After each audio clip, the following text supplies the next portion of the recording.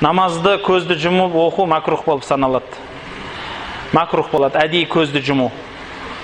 Ол енді рас, бір адам айтатынша, мен көзімді жұмсам, көбірек Құдайды еске түсірем, көбірек көңіліме келеді дейді, бірақ ол ары бері не қылмайым дейтін шығар, бірақ дегенмен өмір күрестен тұрады, біріншіден. Сол күрескенің үшін сауап аласыз. Екіншіден, намазда көз жұмып тұру туралы бірде-бір хадис келмеген, көзіңді жұмып тұр деп.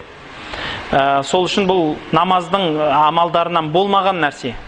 Ал енді үшіншіден, адам мен мынандай қаласам, мынандай болады екен деп, құлшылықтың ішіне жаңа нәрсе кіргізгені дұрыс болмайды. Мысалы, біреу туалетте отырғанда мүмкін оған илхам келетін шығар, яғни не келетін шығар, жаңа дегендей, не дейді, шабыт келетін шығар. Сондай оны туалеттен шықпай қою керек емес қой ол адам. Сол сияқты мен көзім жұмғанда маған шабыт келеді деу дұрыс емес. Ол жаңа көзі ашық күйінше намазын оқу керек.